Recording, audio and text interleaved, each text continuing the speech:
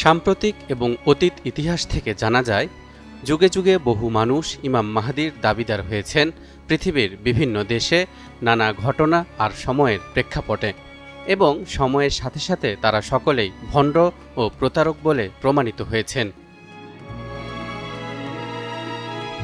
ইসলামী বিশ্বাস অনুযায়ী ইমাম মাহদী আলাইহিসসালাম সত্যিই আসবেন। তার আগমন কিয়ামতের অন্যতম বড় একটি আলামত, অর্থাৎ তার আবির্ভাব না ঘটলে কিয়ামত সংঘটিত হবে না। কিন্তু প্রশ্ন হলো, কবে আসবেন সেই প্রতিশ্রুত ইমাম মাহদী? পৃথিবীর কোন প্রেক্ষাপটে আবির্ভূত হবেন তিনি? আর এত এত মিথ্যা মাহদির ভিড়ে সত্যিকারের ইমাম মাহদিকে চেনার কি কোনো উপায় আছে? দর্শক, আজ আমরা এ বিষয়গুলোই জানার চেষ্টা করব, সঙ্গেই থাকুন।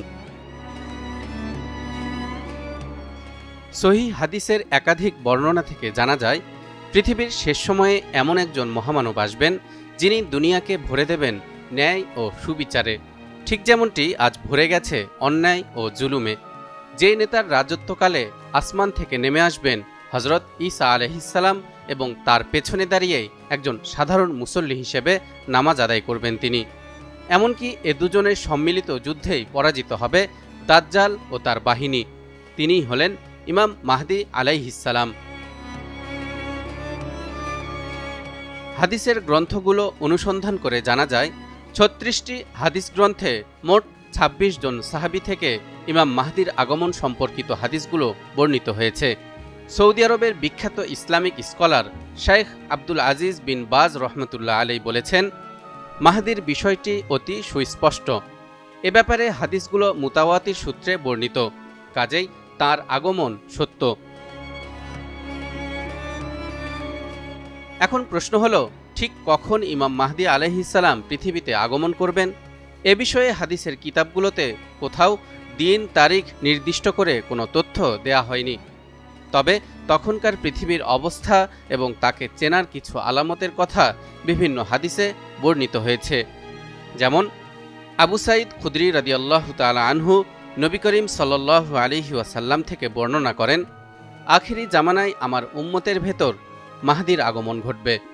তার শাসনকালে আকাশ থেকে প্রচুর বৃষ্টিপাত হবে, জমিন প্রচুর ফসল উৎপন্ন করবে। তিনি মানুষের মাঝে সমানভাবে প্রচুর সম্পদ বিতরণ করবেন। গৃহপালিত পশুর সংখ্যা বৃদ্ধি পাবে এবং উম্মতে মুহাম্মাদির সম্মান বৃদ্ধি পাবে। তিনি ৭ বছর কিংবা ৮ বছর জীবিত থাকবেন। আবু সাঈদ খুদরি রাদিয়াল্লাহু তাআলা আনহু হতে আরও বর্ণিত হয়েছে, নবী সাল্লাল্লাহু আলাইহি ওয়াসাল্লাম বলেন, আমি তোমাদেরকে মাহদির আগমন সম্পর্কে সুসংবাদ দিচ্ছি।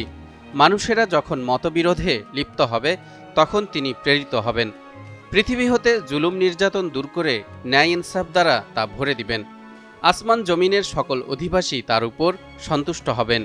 তিনি মানুষের মাঝে সমানভাবে প্রচুর সম্পদ বিতরণ করবেন। ফুরাত নদীতে স্বর্ণের পাহাড় প্রকাশিত হবার বিষয়টি হয়তো আমরা অনেকেই জানি। হাদিসে এসেছে, ততদিন পর্যন্ত কিয়ামত সংগঠিত হবে না যতদিন না ফুরাত নদী থেকে একটি স্বর্ণের পাহাড় বের হবে। মানুষেরা এটি দখল করার জন্যে যুদ্ধে লিপ্ত হবে। এ যুদ্ধে শতকরা ৯৯ জন লোকই নিহত হবে। তাদের প্রত্যেকেই বলবে, আমি এ যুদ্ধে রেহাই পাব এবং স্বর্ণের পাহাড়টি দখল করে নিব। আল্লামা ইবনে হাজার আসকালানী রহমতুল্লাহ আলাই তার ফাথহুল বারি গ্রন্থে লিখেছেন, এই ঘটনার সাথে সংশ্লিষ্টতা রয়েছে ইমাম মাহদির, কারণ ইমাম মাহদী আগমনের ঠিক পূর্বে সেই মহাধ্বংসকারী যুদ্ধটি সংঘটিত হবে। এছাড়াও আল কাউলুল মুখতাসার ফি আলামাতিল মাহদী আল মুনতাযর এবং আল ইশাআহ লি আশরাতিস সাআহ সহ বেশ কিছু হাদিসের কিতাব থেকে জানা যায়, যে বছর রমজানে সূর্যগ্রহণ এবং চন্দ্রগ্রহণ হবে সেই বছরই ইমাম মাহদী আলাইহিস সালামের আবির্ভাব হবে মক্কায়। এক রাতে কাবাঘরে তাওয়াফ করা অবস্থায় হঠাৎ করে লোকজন তাকে চিনে ফেলবে এবং তাকে জোরপূর্বক বায়াত করানোর অনুরোধ জানাবে। অতঃপর মাকামে ইব্রাহিম এবং রুকনে ইয়ামানির মধ্যবর্তী স্থানে মুসলমানগণ তার হাতে বায়াত গ্রহণ করবে। এরই মধ্যে ইমাম মাহদীর আবির্ভাবের খবর পেয়ে তাকে হত্যা করার জন্য সিরিয়া থেকে একদল সৈন্য প্রেরণ করা হবে। সৈন্যদলটি যখন মক্কার পথে বাইদা নামক স্থানে পৌঁছবে তখন ভূমিধসে সকল সৈন্য মারা যাবে। আল্লাহ তাআলা ইমাম মাহদিকে এভাবে তার শত্রুদের হাত থেকে হেফাজত করবেন। দর্শক, এতক্ষণের আলোচনা থেকে একথা স্পষ্টভাবে বোঝা যায়, ইমাম মাহদি এখনও পৃথিবীতে আসেননি। তবে হাদিসে বর্ণিত ইমাম মাহদি আগমনের প্রেক্ষাপটগুলো পর্যালোচনা করলে অনুমান করা যায়, সময় যত এগিয়ে যাচ্ছে তার আগমনের সময় ততই নিকটবর্তী হচ্ছে। একই সাথে এই আলামতগুলো বলে দেয়, সময় যতই ঘনিয়ে আসছে আমাদের ততই প্রস্তুত হতে হবে। কারণ ইমাম মাহদির জন্য অপেক্ষা নয়, বরং নিজেদের আমল, তাকওয়া ও ঈমান শক্তিশালী করাই আমাদের আসল দায়িত্ব। তালহা ইবনে রেজা, নিউজ 24।